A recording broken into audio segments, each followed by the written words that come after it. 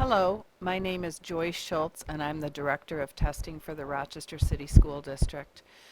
Today I'm going to take you through a PowerPoint on preparing for the administration of the January 2014 Regents exams.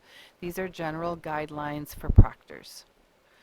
The purpose of this training is to provide an additional source of directions and training for all proctors involved in administering these important exams. All proctors will have to sign off that they have viewed this training prior to Regents Week. A form will be provided to you. This training is also designed to provide an additional overview of proctoring responsibilities and to identify examples of test misadministrations and security breaches in an effort to avoid those types of situations. Prior to Regents Week, there are a few things that you can do to familiarize yourself with these procedures even further. The 2013 edition of the School Administrator's Manual of Secondary Level Examinations is posted on the State Education website. This is the most current and up-to-date manual regarding all things pertaining to Regents and RCT exams. The link to this document is at the bottom of this slide. I encourage everyone to have a copy of this downloaded to your computer desktop for quick reference. The second document that you should have that was just posted on the State Education website this week. It is entitled Directions for Administering Regents Examinations for the January 2014 Administration. The link to this document is also provided on this slide.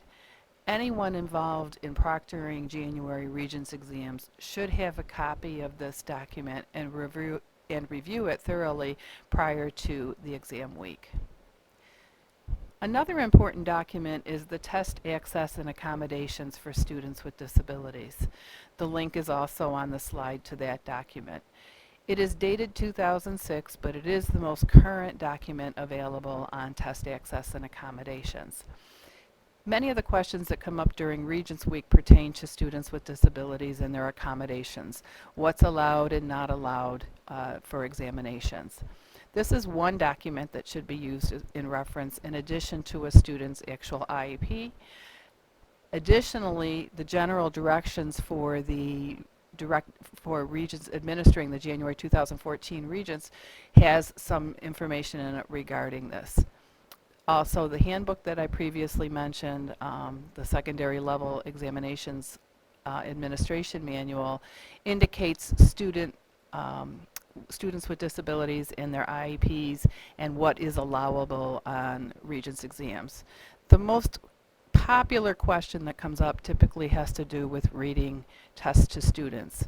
For Regents and RCTs, students can have a reading RCT read to them and the comprehensive English exam read to them.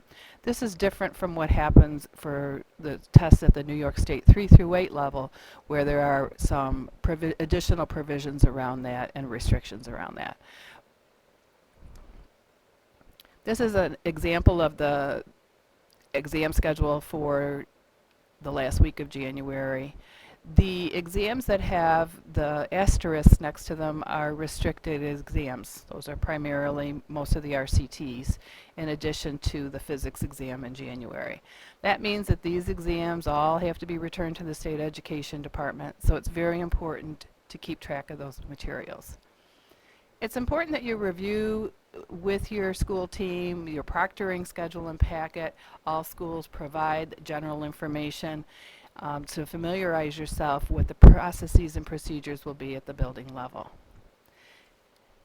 This may have already happened in your building, but there needs to be a proctor orientation. So several days before the exam period, the specific directions for administering and scoring the exams must be distributed to all school personnel who will be responsible for proctoring and or scoring these exams. Scoring this year will be held centrally as it has been last year at the Hart Street location. In proctoring New York State exams, we encourage to have everyone to have two proctors in every room focusing on the testing of students. It's important to maintain the test security at all times before, during, and after the exam. The physical conditions of the room need to be appropriate for testing. Phone could be turned off. There needs to be a clock visible so students can see what time it is. There should be a sign on the door indicating that you should not be disturbed unless it's something that's very important. It is important to make sure that all materials are appropriately distributed to each student and that you follow all test administration procedures. Since Regents exams are 3 hours long, it's important to have some procedures in place to assist students with emergencies and restroom breaks during testing. Many schools have hall proctors in addition to the room proctors to assist students to the restroom during the exam period. It's important that proctors monitor students to make sure they're following the directions, performing the required tasks, bubbling correctly, and not sharing responses. It's really important to ensure that students complete the whole assessment. There is nothing wrong with encouraging a student to go back and try to finish the last few questions or a section that they may have missed. It is important to follow appropriate procedures when providing accommodations to students with disabilities and students identified as LEP or ELL, if applicable. If anything happens during the testing session that you are not sure about, if you think it could be problematic, you should report that immediately to a building administrator or principal. And it's always important to maintain student confidentiality. So, to sum up, all proctors must familiarize themselves with the directions for administering and proctoring the Regents exams. It's important that you enforce the New York State Education Department's regulations for administering exams. And each proctor must sign the deputy and proctor certificate to indicate that the rules and regulations for administering these exams were properly observed. This is an example of the deputy and proctor certificate. You can see that there are 7 rules that they identify and that there will be signatures collected at the bottom. Proctors should circulate periodically around the room during the administration of the exam to ensure that the students are recording their responses on the bubble sheet in the proper manner. It is appropriate for proctors to point out when one or more answers are blank, when students have left one or more answers blank, if students do not appear to be recording answers in the right place, and if students have provided more than one answer for a single multiple choice question. The bubble sheets that we use for these exams, students need to record their answers in ink. In the event that they need to change that answer, they should exit out and then bubble in an answer that they do want. If they change their mind a second time and decide they want to go back to the first answer that they had, they can simply circle it. You cannot erase on these bubble sheets with the ink recordings. In terms of time, no additional time beyond the 3 hours may be provided to students to transfer answers from a test booklet to answer sheets at the end of the test. And no one other than the student may transfer answers marked in his or her test booklet to a multiple choice answer sheet. This doesn't necessarily apply to students who have IEP or Section 504 plans that stipulate additional time is needed for completing exams, and or that they have someone identified as an accommodation to record exams, to record bubbles for them. That's a different scenario. Additionally, ELL students are also allowed additional time as an accommodation. In terms of aid to students, no one under any circumstances may interpret or explain examination questions to any student, nor can anyone comment to a student on the correctness or the sufficiency of a student's response while the exam is in progress. If a student asks whether or not what a word means, whether or not their answer is right on state exams, the proctors may advise the students only to use their best judgment. There should be a clock in sight to students so that they know how they're doing in terms of time on the exam. If that's not possible, the proctor can certainly record time on the board. Additionally, it is okay to record the different intervals of you have, an hour left or 2 hours left. That's appropriate to do. No student can leave the room and then return to the room unless they're accompanied by another proctor, for example, a hall proctor. If somebody leaves the room and withdraws from the site of the proctor during exam, they must have their exam for that session terminated. Any exam paper that is removed from the exam room without authorization would also be invalidated. It's very important, especially since proctors are often working with students that are not necessarily their own, that plans are made before the administration of these exams to verify the identity of each student entering the room, especially students who are not enrolled in which the school they are taking the exams. Accurate records, and this is really important, must be kept of the students who take each exam so it will be possible to confirm the presence or absence of a student for each examination period.